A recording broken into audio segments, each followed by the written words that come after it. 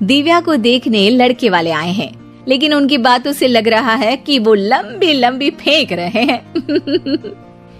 हमारे यहाँ 5 कार हैं, 7 बाइक्स हैं, फिर भी हम बस से आए हैं। वो क्या है ना कि हमें दिखावे का बिल्कुल शौक नहीं है। बड़ा नेक ख्याल है बेटा। लेकिन खुद की गाड़ी में बैठना दिखावा थोड़ी ना होता है। अरे हम दिल्ली से आए हैं, वहाँ पोल्यूशन बहुत है ना, तो हम गाड़ी में नहीं निकलते हैं। हाँ, ये उससे भी बड़ा नेक ख्याल है बेटा। लेकिन अगर आपको पोल्यूशन की इतनी चिंता है तो घर में 5 कार और 7 बाइक क्यों रखी है?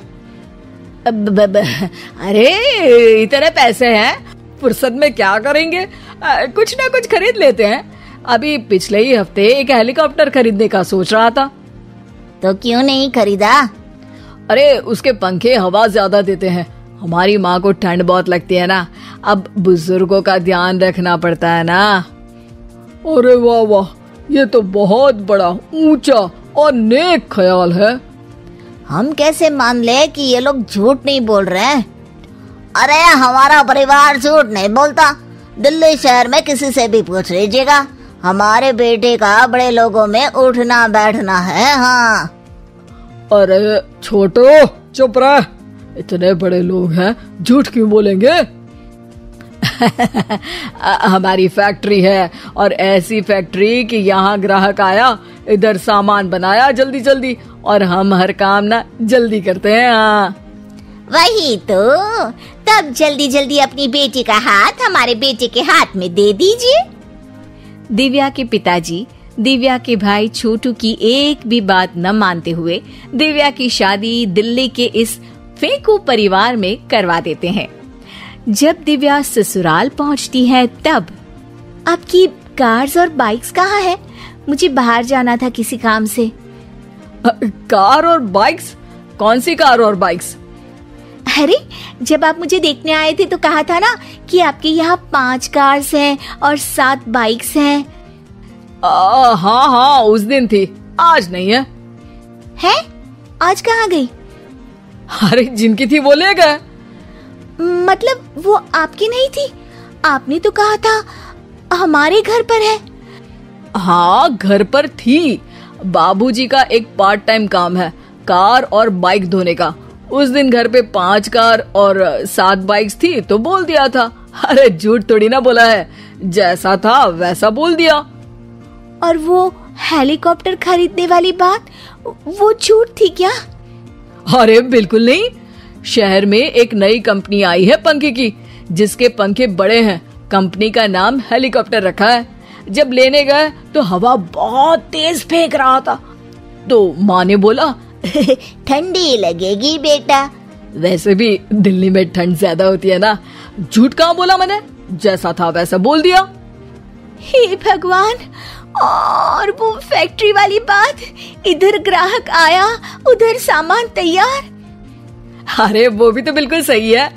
मेरा ना पानी पूरी का ठेला है, इधर ग्राहक आता है उधर पानी पूरी बना देता हूँ। अरे झूठ कहाँ बोला, जैसा था वैसा बोल दिया। हे राम, मेरे तो कर्म फूट गए। आपने तो कहा था कि आप लोगों का बड़े लोगों में उठना बैठना है। अरे है तो, पहले मैं बहुत बड़े लोगों के यहाँ नौकर था। जब भी कोई गलती करता तो वो मुझसे उठक बैठक लगवा देते। हो गया ना बड़े लोगों में उठना बैठना। दिव्या अपने साथ हुए धोखे पर रोने लगती है और ठान लेती है कि वो ससुराल वालों को लाइन पर लाकर ही रहेगी और उनकी ये झूठ बोलने वाली आदत छुड़वा कर रहेगी। आप लोग खाने में क्या लेंगे? करेला खा लूंगा। अरे मुझे तो टिंडे खाने हैं। कद्दू खाऊंगा।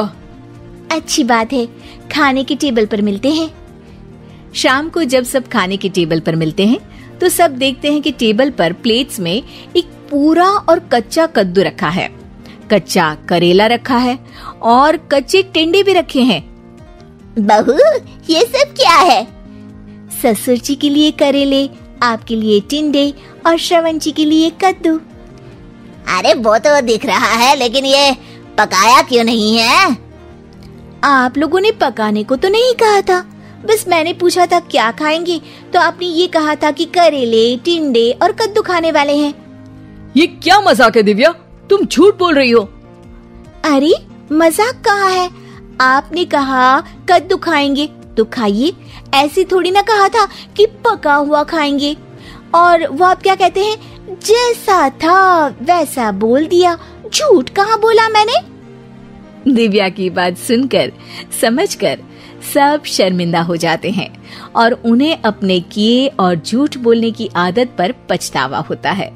दिव्या समझदारी दिखाते हुए उन्हें सच के रास्ते पर चलने और किसी से मजाक में भी झूठ ना बोलने की सीख देती है और उनके काम में मदद करके उनके काम को और बड़ा बनाने में मदद करने लग जाती है।